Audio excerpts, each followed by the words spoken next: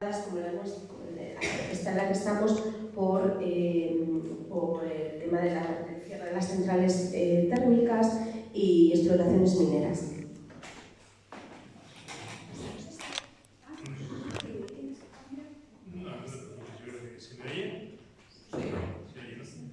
Bueno, pues muchas gracias por la invitación. Es un placer estar aquí. Yo sé que muchas veces había hablado con Pablo la posibilidad de venir, pero por unas causas y por otras, pues al final estoy aquí. Entonces, quería aprovechar estos minutos para, digamos, hablar un poco de todo este proceso que se inicia con la ley de cambio climático, pero quería en primer lugar hablar del contexto, porque claro, la ley de cambio climático tiene un contexto y es que estamos en un escenario realmente de crisis ecológica aguda. Este verano ha sido un verano donde hemos visto con mucha claridad que el cambio climático no es una hipótesis científica, que el cambio climático es una realidad que está aquí, que el aumento de las temperaturas, además en una región donde está la península ibérica, que es la región mediterránea, es verdad que Asturias está más en el clima atlántico, pero la región mediterránea se ve gravemente afectada por el cambio climático por ser una región frontera entre el clima árido del norte de África y el clima más húmedo de Centro Europa. Entonces, hemos visto cómo lo que venía diciendo la Agencia Española de Meteorología, los veranos han alargado su tiempo durante 5 semanas, los veranos en la península, la temperatura en los mares pues está alcanzando récords. Este verano en el Mediterráneo, por ejemplo, se han alcanzado los 30 grados de temperatura en el mar, lo cual pues es verdaderamente preocupante porque al final es una enorme energía la que se acumula ahí que luego acaba en tormentas y bueno, como lo estamos viendo. Pero el Cantábrico, no os confiéis porque el Cantábrico también ha aumentado su temperatura, seguramente lo habréis notado este verano. Los incendios forestales están desatados. El otro día teníamos en el Congreso de los Diputados una reunión, una jornada con los bomberos forestales, porque estamos reclamando con ellos o ayudándoles a reclamar una ley específica que establezca la funcionalidad de los bomberos forestales. Y realmente una de las ponencias fue muy impactante en el sentido de que, y que además creo que refleja el sentimiento de que los fuegos actuales son fuegos a los que realmente no se puede hacer frente. Y ellos mismos lo dicen, es decir, solo te queda retirarte y esperar a que puedas acometer la lucha contra el fuego en el momento en que las condiciones mejoran, ¿no? Son lo que se llaman fuegos de sexta generación y por eso este año hemos tenido una cifra récord de 300.000 hectáreas, ¿no? En fin, digo todo esto porque desgraciadamente la ley de cambio climático sobre la que yo voy a hablar y en la que viene contemplado toda esta cuestión de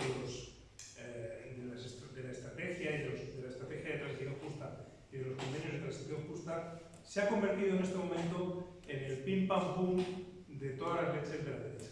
Y yo aquí enlazo con lo que tú decías, porque realmente creo que el feminismo y el ecologismo son dos movimientos transformadores y como movimientos transformadores que están siendo especialmente atacados por la derecha y por la nueva extrema derecha que tenemos aquí y que tenemos globalmente, ¿no? Entonces, cada vez que hay un debate sobre cualquier cosa, pues la extrema derecha sale a decir que van a tumbar la ley de cambio climático y como sabéis el Partido Popular funciona, digamos, a impulsos de lo que hace la extrema derecha, pues el Partido Popular, que algunos de los artículos sobre los que ahora critica votó a favor, sin embargo, también se ha apuntado a esa oposición a la ley de cambio climático, ¿no? Realmente, ¿qué es lo que establece la ley de cambio climático? Pues establece una serie de medidas precisamente en la línea de esa necesidad de reducir las emisiones, ¿no? En lo referido voy a resumir un poco, no sé cuánto tiempo tengo, pero sí, pues sí, voy a hacer un 25. Bueno, los datos que me interesa interesan son que esa reducción que plantea la Ley de Cambio Climático del 23% de las emisiones de gases de efecto invernadero suponen, y bueno, todas las medidas que se contemplan, que van desde la producción energética al tema de la eliminación de la exploración de hidrocarburos, el tema de la eliminación de los coches o el objetivo del establecimiento de un objetivo de coches de cero emisiones, la obligación de los municipios a establecer zonas de bajas emisiones, la obligación de establecimiento de puntos de recarga. Es decir, no es solamente en materia de producción eléctrica en lo que la ley se detiene, sino que es del conjunto de las actividades que generan emisiones de gases de efecto invernadero. Entonces decía que lo que me quería detener es que la ley tiene una memoria económica que habla de que este proceso de transición de los combustibles fósiles a otro modelo energético va a movilizar mucho dinero, se calculó 240.000 millones de euros a lo largo de la próxima década desde la aprobación de la ley, ¿no? Y ahorrará también 67.000 millones de euros por la reducción de la importación de combustibles fósiles, etc.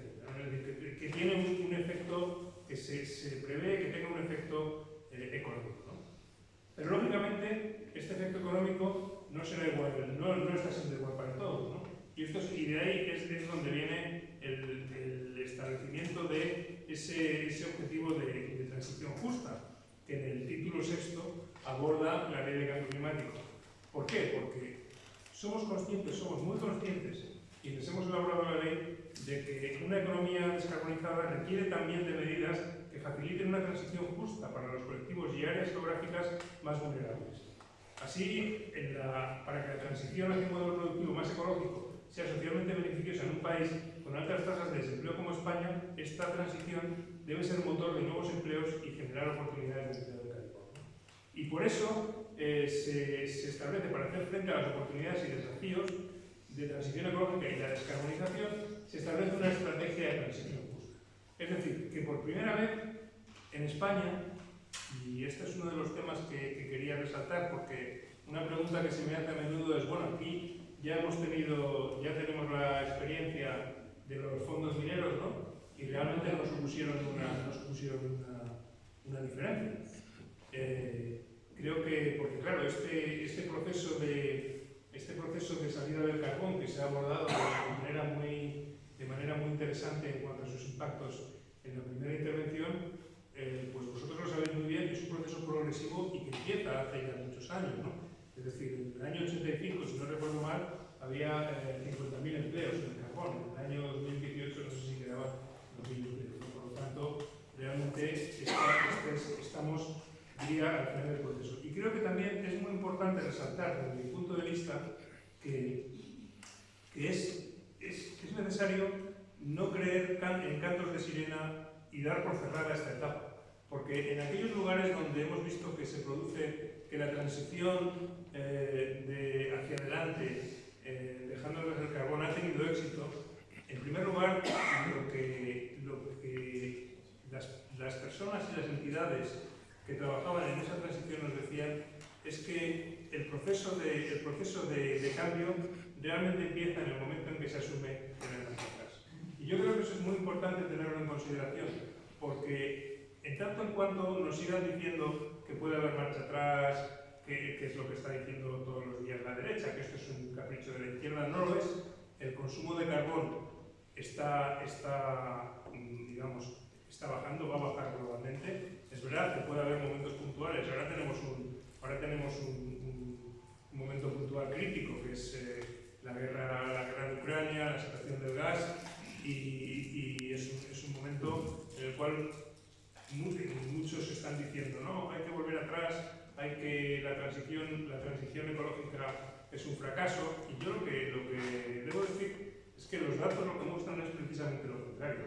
Los datos lo que nos están mostrando es que España, que ha pasado en este año de 2020, en el año pasado de 2021, la energía eólica pasó a ser la primera fuente de producción energética del país, con el 21% del total, superando por primera vez a la nuclear. La energía solar fotovoltaica ha aumentado su producción en un 300% en nuestro país, y esto nos hace tener una dependencia menor. ¿Qué está pasando? ¿Qué ha pasado en los últimos meses? ¿Por qué ha aumentado el consumo de gas?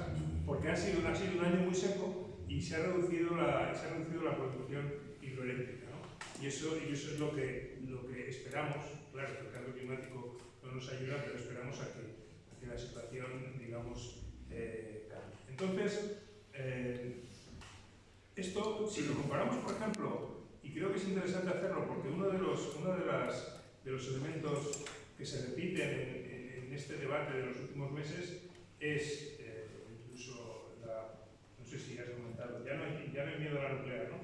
Es el ejemplo francés. Bueno, el ejemplo francés, precisamente en el debate del futuro energético, debería ser un ejemplo contranuclear, porque lo que está demostrando el ejemplo francés es que depender de la energía nuclear como depende Francia es un absoluto fracaso.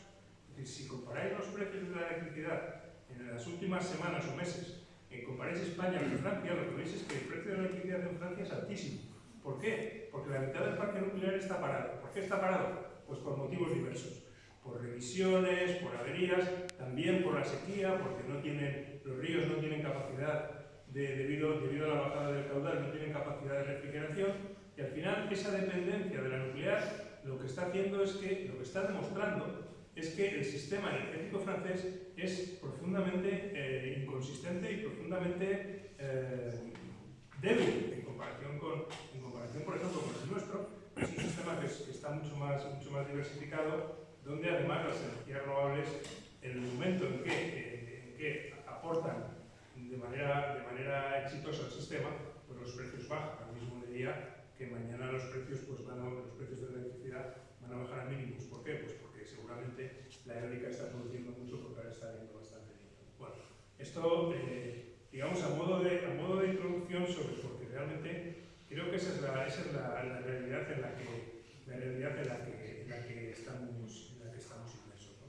Bueno, dicho esto, bajo un poco a la estrategia de transición justa, que es lo que realmente y lógicamente interesa aquí, porque es lo que nos afecta. Y bueno, por la estrategia de transición justa, la propia ley ya contempla lo que debe incluir, que creo que es interesante porque desde el primer momento lo que plantea es la identificación de colectivos, sectores, empresas y territorios potencialmente vulnerables al proceso de transición a una economía baja en emisiones de carbono, ¿no? Bueno, creo que esto es una primera diferencia con lo que eran los fondos del carbono, ¿no? Que realmente se está en primer lugar tratando de identificar aquellos actores que pueden aportar socialmente en las regiones vulnerables, ¿no? A partir de ahí, evidentemente, el análisis de oportunidades de creación de actividad económica, las distintas políticas que pueden aplicarse, instrumentos para el seguimiento del mercado de trabajo y el marco de elaboración de los convenios de transición justa. Y sobre el tema de los convenios, lo que dice la Ley de Cambio Climático es que en el marco de esa estrategia de transición justa se suscribirán convenios con el objeto de fomentar la actividad económica y su modernización, así como la empleabilidad de trabajadores vulnerables y colectivos en riesgo de exclusión en la transición hacia una economía baja en emisiones de carbono, y en particular en los casos de cierre y conversión. Debo decir que aquí, más allá de los detalles sobre lo que debe incluir el convenio, que no creo que sea especialmente interesante, porque eso digamos que podéis tener acceso a ello. Creo que lo más interesante es que hay fundamentalmente cuatro herramientas o cuatro estrategias a considerar en este proceso, ¿no? La primera son las líneas de ayuda a las empresas para generar nuevo tejido económico, ¿no? Quiero decir que ahí también están los mecanismos de transición justa de la Unión Europea, que van a movilizar entre el año 2021 y 2027 del orden de 100.000 millones de euros, y por lo tanto es relevante los fondos que se van a utilizar. El segundo elemento son los instrumentos de apoyo a los trabajadores, y aquí quiero decir, y hablaba hoy sobre la problemática específica, ¿no?, que es fundamental, y en eso estoy completamente de acuerdo con Pablo, es fundamental que las empresas eléctricas, que como estamos viendo en los últimos años, están teniendo unos sobrebeneficios absolutamente desmesurados, es fundamental su compromiso con esta transición justa y que se comprometan a la creación, creación de empleos más de los que destruyen, efectivamente, ¿no? Creo que esto es clave, porque si las empresas estamos desgraciadamente viendo en los últimos meses, y a nadie sorprenderá, que las empresas energéticas fundamentalmente lo que hacen es aprovechar las oportunidades que les da el marco para incrementar sus beneficios.